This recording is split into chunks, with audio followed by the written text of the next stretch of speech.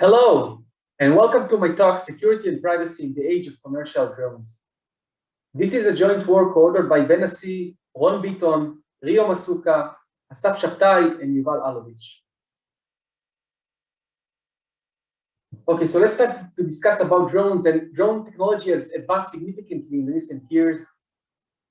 And also legislation and regulations are evolving to allow drones to fly in populated areas for commercial use. Moreover, drone shipments are expected to increase significantly in the next few years. And the era in which drones will start to fill the sky is approaching. However, we ask a different type of question: how will the new era affect security and privacy? So in order to understand the motivation to explore security and privacy, let's analyze what we've learned over the last 10 years about drones and security and privacy. So first of all, the security of drones can be leveraged by businesses for legitimate purposes.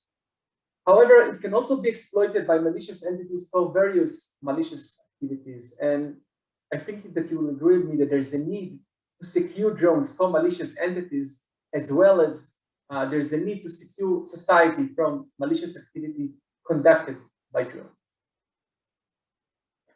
Now, in this study, we focused on a primary research question: has the technology needed to protect drones and society from one another matured enough to handle the upcoming challenges? And in order to answer it, we actually defined two secondary research questions, which are drones and their ecosystems protected against attacks performed by malicious entities?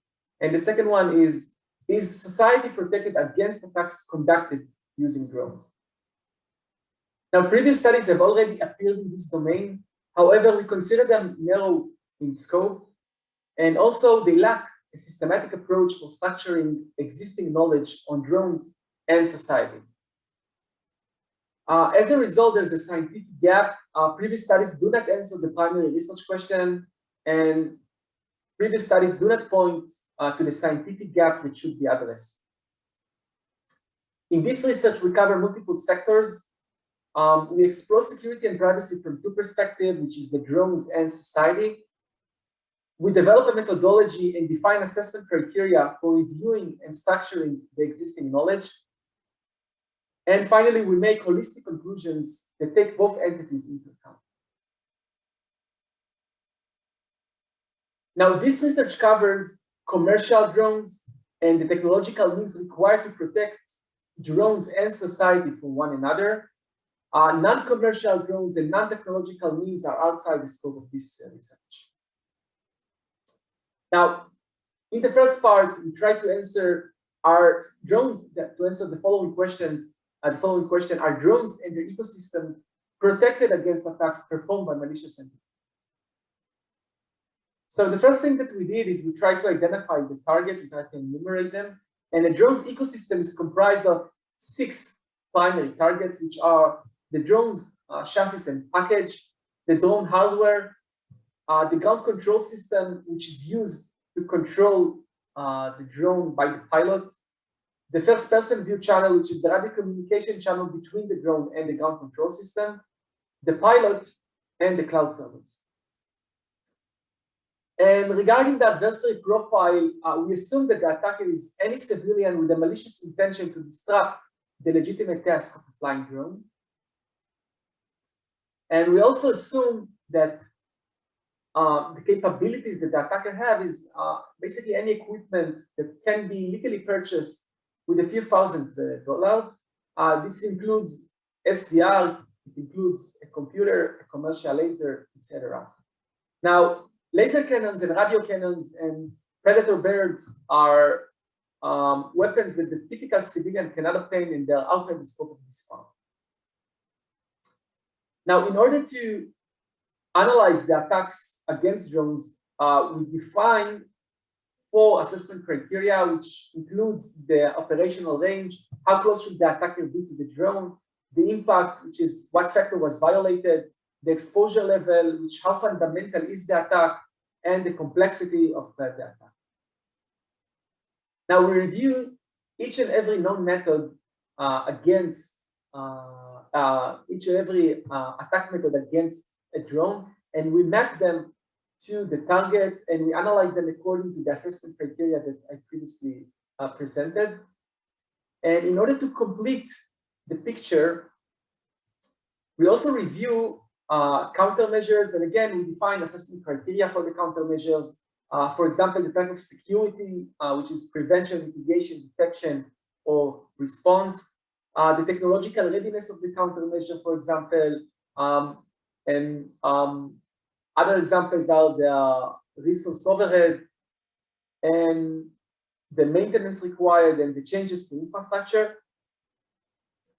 And again, we analyze each and every known countermeasure that can be used to prevent or mitigate the attacks against drones, and we analyze them according to the criteria we define. And this helped us to have a broader picture of attacks and countermeasures against drones. Now, based on this analysis, we try to find what is a severe attack, or in our context, a scientific gap. Now, a severe attack in our context is an attack that can be applied by a remote attacker against a flying drone from a medium range of at least 50 meters and doesn't have an effective countermeasure. And based on this criteria, we found that there are 4 methods that we consider them as severe attacks against drones. For example, GPS spoofing and GPS jamming that threatens autonomous navigation, and FPV channel jamming, which threatens remote control navigation. And also there is a method that we presented 2 years ago, which allows the attacker to extract the video stream point of interest. And this can be prevented, but again, with a cost that should be paid in order to mitigate this, to prevent this attack. And the main conclusion that we made is that drones and their ecosystems aren't yet adequately protected. Commercial drones that are used to transport organs to hospitals in our days for transplantation are exposed to severe attacks that can be performed with inexpensive, easily procured equipment. And we actually suggest future research directions, including, for example, examining the aspect of attack remediation, how to handle a drone during or after an attack, and countermeasures for cyber attacks against internet-connected drones, which the next generation of drones will be connected directly to the internet and not via the smartphone or the ground control system. Now, in the second part, we try to answer the following question: is society protected against attacks conducted using drones? And again, we identified 3 types of targets, which are individuals, organizations, and national facilities. And in this part, we consider the adversary as any pilot who uses a drone in order to violate the security and privacy of either individuals, organizations, or nations. And we identified 4 primary types of threats against the targets, which include spying, cyber attack that can be applied via drones, terrorism attacks, and also smuggling. Now, in order to analyze countermeasure against these threats, we define assessment criteria, which includes the operational range, again, the technological readiness of the countermeasure, its operation level, its costs, its effectiveness and performance. And based on this criteria, we decided to try to analyze the countermeasure and their effectiveness. However, preventing the implementation of attacks conducted using drones requires a 3-step process. The first step includes detection, which is identifying the presence of suspicious drone in space. Now, we analyzed each and every known method with the criteria that we previously defined. And as you can see, there are various sensors that can be used to detect the presence of a drone with each have advantages and disadvantages. We also, the second step is consists of assessment, which is determining whether the drone is hostile or not. And in this case, as you can see, there are few methods that can be used to assess the intention of a drone and basically whether the drone is hostile or not. And finally, there is the interdiction, which are methods used to disable a drone. And again, we analyze them according to their assessment criteria. Now, this is what we found. This is what we concluded.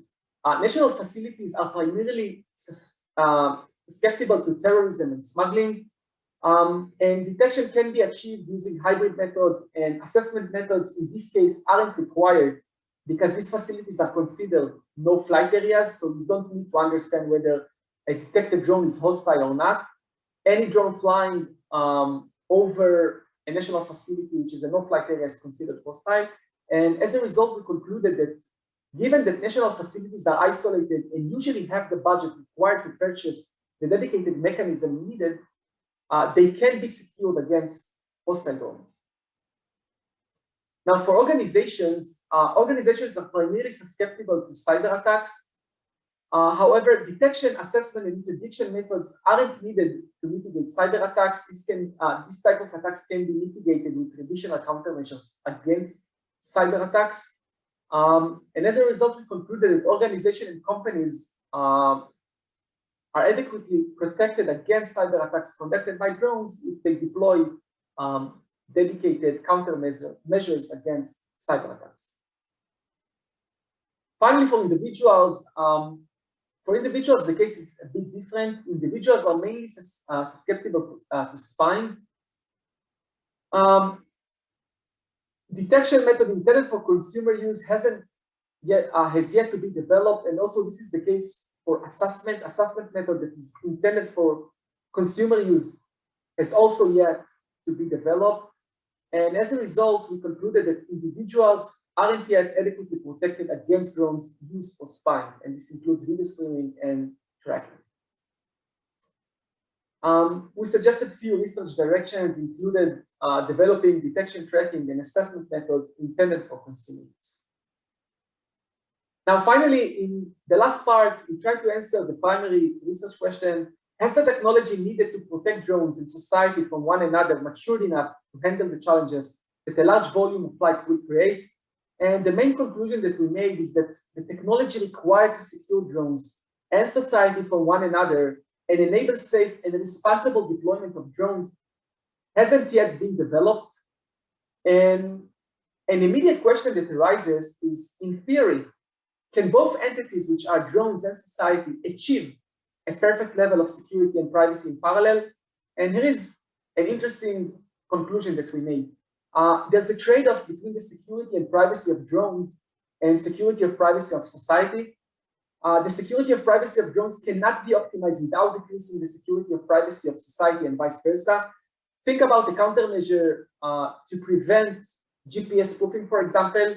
It will increase the security of drones. However, you will have one less method that can be used to disable a hostile drone. Now, this situation is similar to cryptography, where there's a trade-off between public safety and preserving data confidentiality, in this case, and the technology. And instead, we suggest finding a reasonable balance between the level of security and privacy of drones in society. And by examining whether the balance has been achieved, this can be served as the basis of criteria for the safe and responsible deployment of drones. I want to thank you for attending this talk, and I will take questions. Thank you once again.